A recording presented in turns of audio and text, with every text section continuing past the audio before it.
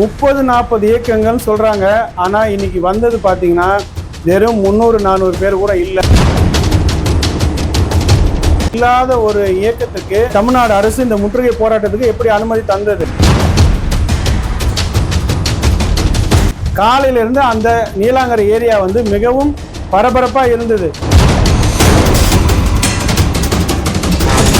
எப்படியும் ஒரு 5000 பேர் 10,000 பேர் வருவாங்க அப்படின்னு ஒரு எதிர்பார்ப்புல இருந்தது.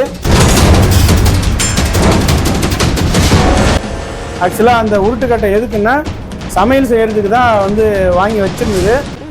கருத்தியல் ரீதியாக மோதுங்க. இப்போ அதுதானே நாங்கள் கேட்குறோம். இப்போ அவரே என்ன சொல்கிறாரு, கருத்தியல் ரீதியாக மோதுங்க அப்படின்னு தானே சொல்கிறாரு. அதுக்கு உங்களுக்கு வக்கு இல்லைன்னா ஒரு தற்காப்புக்காக எல்லாரும் வந்து கையில் வந்து வச்சுட்டு இருந்தாங்க. ஆமாம், அது காவல்துறை வந்து அங்கேயே மறிச்சாங்கன்னா நல்லது. அது இங்கே விட்டுட்டு வேடிக்கை பார்த்தா அப்புறம் நாங்கள் அதை தான் தற்காப்புக்கு வச்சுக்கோம். நாங்கள் ஏதாவது நடக்குமா அப்படின்னு பார்த்துட்டு இருந்தோம். ஆனால் ஒன்றுமே நடக்கலை. இந்த இயக்கங்கள் ஏன் இவ்வளோ நாள் வந்து வேங்கை வயலுக்கு போகாமல் சீமான் வீட்டுக்கு மட்டும் வருது இந்த இயக்கங்கள்? பாவம், இதில் வந்து நாம் தமிழர் கட்சியினர் மட்டும் அங்கே வந்து பிரியாணி ஆக்கி சாப்பிட்டுட்டு இருந்தாங்க. அவங்களையும் கூப்பிட்டு பிரியாணி போட்டு அனுப்பியிருந்திருக்கு. சண்டை செஞ்சுட்டு சாப்பிடலான்னு பார்த்தோம். இப்போ சாப்பிட்டு சண்டை செய்ய போகிறோம். பெரியார் மட்டும்தான் இங்கே தமிழ்நாட்டுக்கு. பெரியார் இல்லைன்னா நீங்கள் தமிழர்களே கிடையாது. பெரியார் இல்லைன்னா தமிழனுக்கு அறிவு வந்திருக்காது. பெரியார் இல்லைன்னா தமிழர்கள் முட்டாளாக இருப்பாங்க. கலைஞர் இல்லைன்னா தமிழர்கள் படிச்சிருக்க முடியாது. கலைஞர் இல்லைன்னா இன்னைக்கு தமிழ்நாடே இல்லை. கலைஞர் இல்லைன்னா தமிழ்நாடு இந்த அளவுக்கு முன்னேறிக்க முடியாது அப்படின்னு ஆதரவுனா சீமானுக்கு ஆதரவு கொடுக்கல. சீமானும் அவங்க கிட்ட ஆதரவு கேட்கல. தமிழர்களுக்கு திராவிடமும் ஆரியமும் ரெண்டும் எதிரி. பிஜேபி எதிர்த்தா திமுக சொல்லிதான் சீமான் வந்து பிஜேபி எதிர்க்கிறார் அப்படின்றது. திமுக எதிர்த்தா பிஜேபி சொல்லிதான் திமுக சீமான் எதிர்க்கிறார் அப்படின்றது. நாங்க பிஜேபியோட ஆளும் இல்லை, திமுகவோடைய ஆளும் இல்லை, நாங்க தமிழர்கள் அப்படின்றோம். பக்கம் அண்ணாமலை சொல்றாரு இல்ல, என்கிட்ட ஆதாரம் இருக்குன்னு. கொஞ்சம் ரூட்டை அந்த பக்கம் திருப்பி ஆதாரம் எங்க இருக்கு அண்ணாமலைன்னு அண்ணாமலை வீட்டு முன்னாடி முற்றுகையிடுங்க. ஆதாரம் தான் இருக்குதுன்றாரு. இருக்கிற ஆள்கிட்ட போய் நீங்க ஆதாரத்தை கேட்க வேண்டியதானே. மறுபடியும் முதல்ல இருந்து ஆரம்பிப்பாரு. நீங்களும் கதறிக்கிட்டே தான் இருக்கணும். அவரும் விடுறதா இல்லை. பிரபாகரனா பெரியாரா, தமிழர்களா திராவிடர்களா அப்படின்றத பார்த்துருவோம்.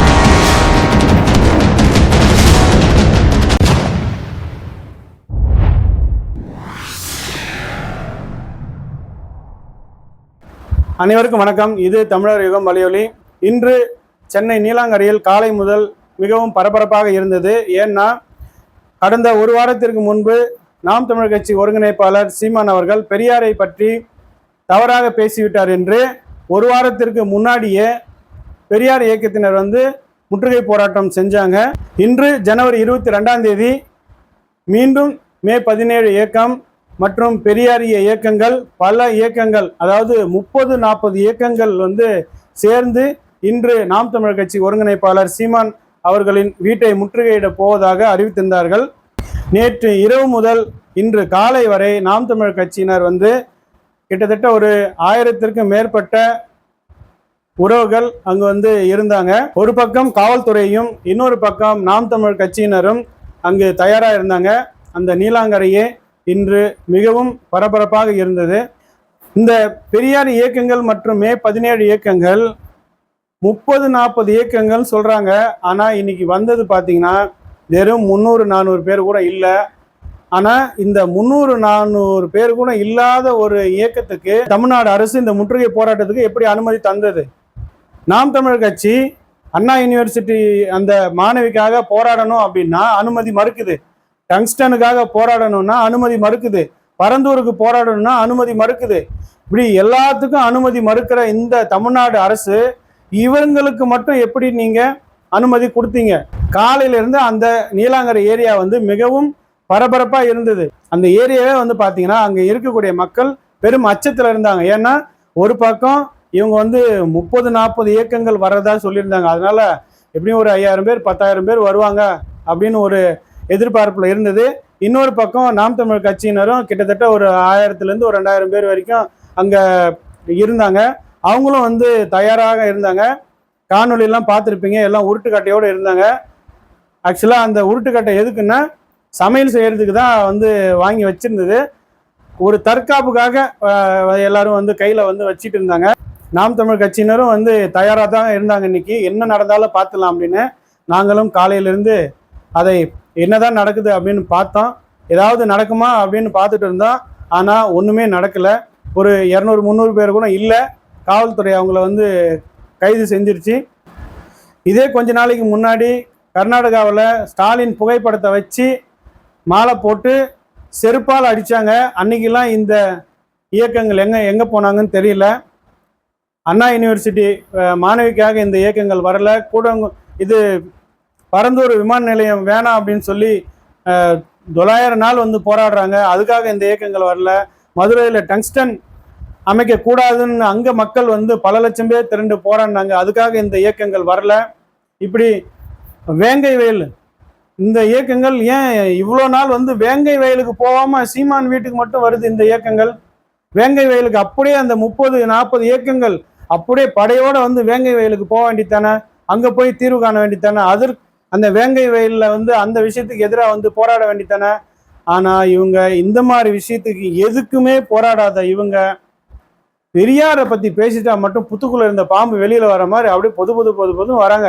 அதுவும் ஒரு 5000-10,000 பேர் வருவாங்கன்னு பார்த்தா வந்ததே வந்து 200-300 பேர் தான். பாவம். இதில் வந்து நாம் தமிழர் கட்சியினர் மட்டும் அங்கே வந்து பிரியாணி ஆக்கி சாப்பிட்டுட்டு இருந்தாங்க. அவங்களையும் உள்ளே கூப்பிட்டு பிரியாணி போட்டு அனுப்பியிருந்துருக்கலாம். இந்த வீரம் படத்தில் அஜித் வந்து பண்ணியிருப்பார், எல்லாத்தையும் அடித்து உள்ளே அனுப்பி பிரியாணி சாப்பாட்டை போட்டு வெளில அனுப்புவார். அந்த மாதிரி நீங்களும் வந்து செஞ்சுருக்கலாம். பாவம், அவங்களும் நம்ம ஆளுங்க தானே, அதனால் அவங்களுக்கும் நீங்கள் வந்து பிரியாணி போட்டு அனுப்பியிருக்கலாம். அது ஒரு வருத்தமாக இருக்குது. பட்டினியோடு போயிருப்பாங்க. சரி, ஏன் இந்த பெரியார் இயக்கங்கள் இந்த இதுக்கு மட்டும் இவ்வளோ கொந்தளிக்கிறாங்க அப்படின்னா, இந்த 50-60 ஆண்டுகளாக ஒரு போலியான ஒரு பிம்பத்தை உருவாக்கி பெரியார் மட்டும்தான் இங்கே தமிழ்நாட்டுக்கு, பெரியார் இல்லைன்னா நீங்கள் தமிழர்களே கிடையாது, பெரியார் இல்லைன்னா தமிழனுக்கு அறிவு வந்திருக்காது, பெரியார் இல்லைன்னா தமிழர்கள் முட்டாளாக இருப்பாங்க அப்படின்ற ஒரு பிம்பத்தை வந்து உருவாக்கி வச்சுருக்காங்க. பெரியார் சமூக நீதி காத்தாரு, பெண்ணிய உரிமையை மீட்டு தந்தார், சாதியை ஒழிச்சாரு, இப்படியெல்லாம் பல உருட்டுறாங்க. இன்னொரு பக்கம் வந்து கலைஞர் இல்லைன்னா தமிழர்கள் படிச்சிருக்க முடியாது, கலைஞர் இல்லைன்னா இன்னைக்கு தமிழ்நாடே இல்லை, கலைஞர் இல்லைன்னா தமிழ்நாடு இந்த அளவுக்கு முன்னேறிக்க முடியாது அப்படின்னு இப்படி ஒரு பக்கம் உருட்டுறாங்க. சரி, இதெல்லாம் ஒரு பக்கம் இருக்கட்டும்னா, இன்னொரு பக்கம் தமிழர்கள் தான் திராவிடர்கள், திராவிடர்கள் தான் தமிழர்கள் அப்படின்னு அப்படி ஒரு பக்கம் உருட்டுறாங்க. இப்படி பல விதமாக உருட்டிட்டு இருக்காங்க. இந்த எல்லா உருட்டுக்கும் அண்ணன் சீமான் அவர்கள் ஒரே போட்டாரு. இந்த எல்லா உருட்டியும் உடைச்சி தூக்கி வீசிட்டாரு நாம் தமிழர் கட்சி ஒருங்கிணைப்பாளர் செந்தமிழன் சீமான். அதனால இவங்களால பொறுத்துக்க முடியல, அப்படியே கொந்தளிக்கிறாங்க. எப்படி நீங்க பெரியாரை பத்தி இப்படி தப்பா பேசலாம் அப்படின்னு. பெரியார் பேசினதா நான் பேசினேன், அது பெரியாருடைய கருத்தே தவிர என்னுடைய கருத்து இல்லை அப்படின்றத தெளிவா வந்து சொல்லிட்டாரு. ஆனாலும் இந்த பெரியார் இயக்கங்கள் மற்றும் திராவிட கழகம் மற்றும் திராவிட முன்னேற்ற கழகம் இவங்களுக்கெல்லாம் ஒன்றும் முட்டியில. என்னடா சீமான் இப்படி பேசிட்டானே அப்படின்னு. இன்னொரு பக்கம் சீமான் பேசுனதுக்கு வந்து பிஜேபியில் இருக்கக்கூடிய அண்ணாமலை, தமிழிசை, இன்னும் பல தலைவர்கள் வந்து ஆதரவு கொடுத்தாங்க. ஆதரவுன்னா சீமானுக்கு ஆதரவு கொடுக்கல, சீமானும் அவங்க கிட்ட ஆதரவு கேட்கல. அவங்களாம் வந்து என்ன சொன்னாங்க அப்படின்னா, சீமான் பேசியது சரி, அதுக்கான ஆதாரம் எங்ககிட்ட இருக்குது அப்படின்னு தான் சொன்னாங்களே தவிர, உடனே இந்த பன்னி கூட்டங்க வந்து கிளம்பி சீமான் பத்தியா பிஜேபி சொல்லி தான் செய்யுது, பிஜேபியோட பி டீமு, ஆர்எஸ்எஸ்ஸின் கைகூலி, பிஜேபி தான் சீமானை இயக்குது அப்படின்னு பல உருட்டை வந்து மீண்டும் ஒரு உருட்ட ஆரம்பிச்சிட்டாங்க. பெரியார் இருந்ததுலேருந்து இதுவரை திமுக பிஜேபியோட எந்தெந்த காலகட்டத்தில் கூட்டணி வச்சு எப்படியெல்லாம் அவங்களோட வந்தாங்க அப்படின்றதையும் வந்து இப்போ பொதுவெளியில் போட்டு உடைச்சிட்டாரு. அதையும் இன்னும் இவங்களால தாங்கிக்க முடியல. இங்கே தமிழர்களுக்கு திராவிடமும் ஆரியமும் ரெண்டும் எதிரி. இங்கே எங்களுக்கு ஆரியமும் தேவையில்ல, திராவிடமும் தேவையில்ல, நாங்கள் தமிழர்கள் அப்படின்றோம். ஆனால் பிஜேபி எதிர்த்தா திமுக சொல்லிதான் சீமான் வந்து பிஜேபி எதிர்க்கிறார் அப்படின்றது, திமுக எதிர்த்தா பிஜேபி சொல்லி தான் திமுகவை சீமான் எதிர்க்கிறாரு அப்படின்றது. நாங்கள் பிஜேபியோட ஆளும் இல்லை, திமுகவோடைய ஆளும் இல்லை, நாங்கள் தமிழர்கள் அப்படின்றோம். இந்த 2 பேர்த்துக்கும் பொறுத்துக்க முடியல. இந்த 2 பேரும் இப்போ கதறாங்க. இதில் இந்த பெரியார் விஷயத்தில் மட்டும் பார்த்தீங்கன்னா அண்ணன் சீமான் சொன்னது சரி, அதுக்கான ஆதாரம் இருக்குதுன்னு பிஜேபியில் உள்ளவங்க சொல்லிட்டாங்க. சரி சொன்னாங்கல்ல, அண்ணாமலை சொன்னார்ல, ஆதாரம், அந்த ஆதாரம் இல்லாமல் சீமான் பேசிட்டாரு அப்படின்னு குதிக்கிறீங்களே. அந்த பக்கம் அண்ணாமலை சொல்றாருல்ல, என்கிட்ட ஆதாரம் இருக்குன்னு, கொஞ்சம் ரூட்டை அந்த பக்கம் திருப்பி ஆதாரம் எங்க இருக்கு அண்ணாமலைன்னு, அண்ணாமலை வீட்டு முன்னாடி முற்றுகையிடுங்க, இல்லை பிஜேபி அலுவலகத்துக்கு முன்னாடி முற்றுகையிடுங்க. ஆதாரம் தான் இருக்குதுன்றாரு. இருக்கிற ஆள்கிட்ட போய் நீங்கள் ஆதாரத்தை கேட்க வேண்டியது தானே. ஆனால் இவங்க பிஜேபி மட்டும் இவங்க எதிர்க்க மாட்டாங்க. இதுக்கு முன்னாடி பெரியாரை பற்றியும் கலைஞரை பற்றியும் திமுகவை பற்றியும் பிஜேபியில் இருக்கக்கூடிய ஹெச் ராஜா அவர்கள் கடுமையாக விமர்சித்தார். குருமூர்த்தி பேசியிருக்காரு. இப்படி பிஜேபியில் இருக்கிற பல பேர் திமுகவை நேரடியாக தாக்கியிருக்காங்க. ஆனால் அவங்க மேலெல்லாம் ஒரு வழக்கும் போட துப்பில்லாத இந்த திமுக சீமான் பேசிட்டாருன்னு அப்படியே குதிக்கிறாங்க. ஏன்னா ஆதாரம் இருக்குதுன்னு சொல்கிறவங்கிட்ட போயிட்டு ஆதாரத்தை வாங்கிறதுக்கு துப்பு இல்லை உங்களுக்கு. இங்கே சீமான் வீட்டு முன்னாடி முற்றுகையிடுறேன்னு சொல்லிட்டு வரீங்க. இப்போ அண்ணா யூனிவர்சிட்டி பிரச்சனை, பரந்தூர் பிரச்சனை, டங்ஸ்டன் பிரச்சனை, அப்புறம் ஆசிரியருக்கு சம்பளம் வழங்காத பிரச்சனை, இப்படி பல பிரச்சனைகள் இருக்குது. பொங்கலுக்கு 1000 ரூபாய் காசு கொடுக்கல அப்படின்ற பிரச்சனை, இப்படி மக்கள் பிரச்சனை. இந்த 4 ஆண்டுகளாக திமுக மக்களுக்கு எந்த இதுவும் செய்யாதால மக்கள் ஒரே கொந்தளிப்பில் இருக்கிறாங்க. இது எல்லாத்தையும் மடமாத்துறதுக்கு இந்த திமுக கையில் எடுத்துக்கிற விஷயம்தான் இந்த சீமான் அப்படின்ற ஒரு எதிர்ப்பு நாடகம். இந்த நாடகத்தால் நீங்கள் எல்லாத்தையும் மறைச்சிடலாம், எல்லாத்தையும் திசை திருப்பிடலாம் அப்படின்னு நினச்சிடாதீங்க. திரும்பவும் அண்ணன் ஒவ்வொரு ப்ரெஸ் மீட்லேயும் மறுபடியும் முதல்லேருந்து ஆரம்பிப்பார். நீங்களும் கதறிக்கிட்டே தான் இருக்கணும். அவரும் விடுறதா இல்லை, நீங்களும் கதறிக்கிட்டே இருங்க. இனி பெரியாரா இல்லை பிரபாகரனா அப்படின்றத சீமான் அவர்கள் பகிரங்கமாக முழக்கத்தை வச்சிருக்காரு. இனி வரும் காலங்களில் 2026 பிரபாகரனா பெரியாரா, தமிழர்களா திராவிடர்களா அப்படின்றத பார்த்துருவோம்.